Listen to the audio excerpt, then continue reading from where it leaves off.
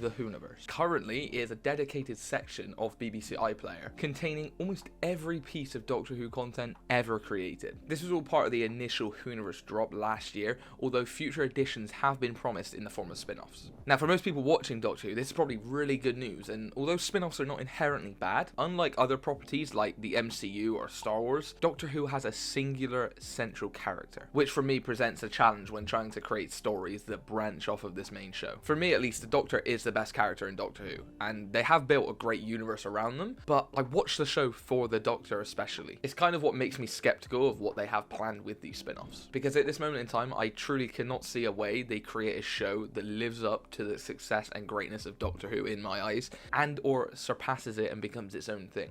I can't see that happening. And this is where the Star Wars show Andor comes into it. I'm definitely a fan of Star Wars. I've seen all the movies and a couple of the shows, but the key detail about this is the fact that I don't know every single thing about the universe, which honestly feels like a must when you see a lot of these spin-offs with Star Wars. Yet to me, Andor was a great spin-off and honestly a perfect prequel to the Rogue One movie. I won't be covering Andor in its entirety in this video, but there will be some spoilers. Spoilers?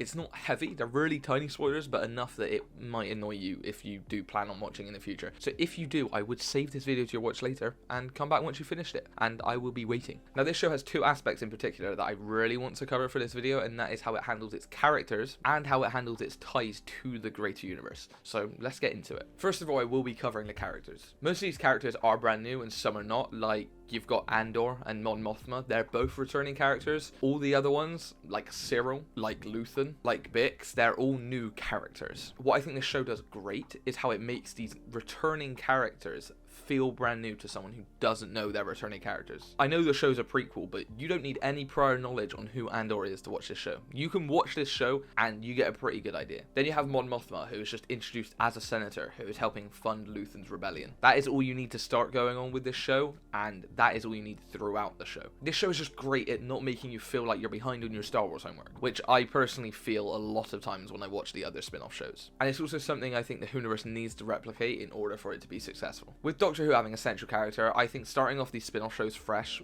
will just not work at all. For any of the spin-offs to actually work, you need to have something from the main show, so a protagonist or even an antagonist, and have them brought out of the show into a spin-off. I personally believe that's why Torchwood and Sarah Jane Adventures succeeded, because we had enough of those characters within the main show that people absolutely loved them, and then they could go and watch a show and see more about them and what's happening with them after they had left the TARDIS. As much as connected universes are kind of the thing right now and have been for like 10 years, I don't think they should do that with the Whoniverse. Or at least not to start with. These shows should also just not join back up with the main show. I want them to branch out and stay out, at least for a while. If they do follow this and not have the Doctor show back up at all, we could honestly see these shows being what Rogue One is to Andor in a way. We could see shows getting spin-offs from themselves because of how good they are. And I would much rather that than just keep getting spin-offs of Doctor Who that just don't work and they fail and they fail. I want a show to spin off from it and that keep going for years. It would be so much better. Now, the show Andor is also extremely good at making the wider universe feel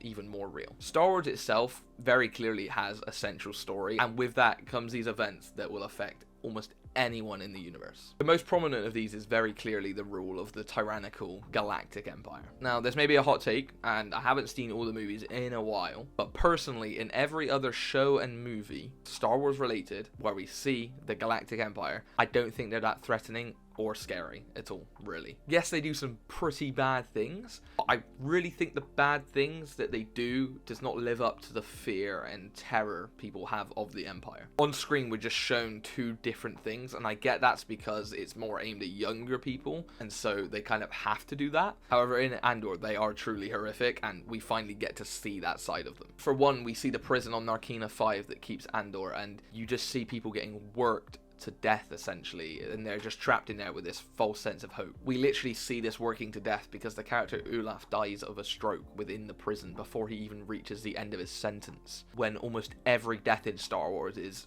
a stabbing of a lightsaber or a shoot of a gun. Everything about prison life within Narkina 5 is just awful all around. These prisoners aren't just prisoners. They are competitively pit against each other to make better components for the Death Star. They don't know that yet, but they are contributing to the very thing that they hate and don't want to contribute to. They are accidentally killing millions of lives down the future, and they don't know it yet, and it is the worst thing ever. It's like the perfect example of dramatic irony, and it's just honestly hard to watch at times, especially when you get to the end of the prison arc and you realize that they are never getting out of this prison. And all of this is just made worse when you realize that most of the people in there are more than likely innocent people that haven't even done anything. On top of this, we see the Empire torturing people on the planet Ferrix by the means of playing the final screams of dying alien children in ears of their prisoners. As disturbing as this is, we never even hear the sound. We just have the actors' expressions of pain and fear to go off of, and you can tell by that how horrible it is. And on top of this, it leaves the prisoners in like this state of mental paralysis almost. You couldn't even imagine how a sound could do that,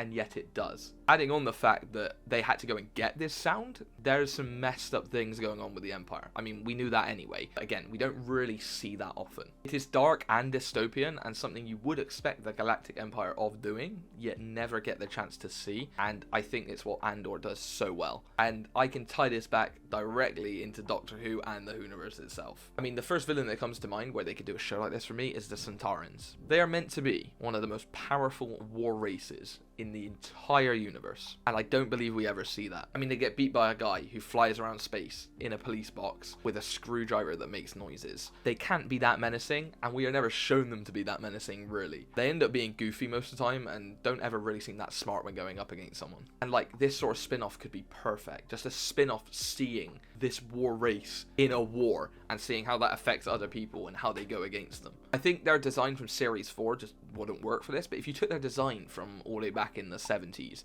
and then took their design from Series 13, one of the two, I actually think you could do this very well, and it could be terrifying. I would love to see a more mature take on the Centaurans, and I think although they look like potatoes and are a bit goofy, if you did a serious take on them, they could be scary. You can keep them how they are in Doctor Who. It can just be different factions, but seeing that side of the Centaurans could actually make them a villain that, like, I actually want to see more. Like I've said, Andor to me is a perfect Star Wars spin-off, and a brilliant example of how you expand from the wider universe and create something new. This is just some of my thoughts on the future of the Whoniverse. Let me know down in the comments though any ideas you have of future spin-offs and what you think of the Whoniverse so far. I would love to hear what you guys want in terms of spin-offs and what you think the Whoniverse can be in the future. Unfortunately, that is all I have for you today, but if you want to watch more content like this, just click one of the boxes on your screen right now. I'm sure you'll enjoy it as much as you've enjoyed this. And as always, thank you for watching.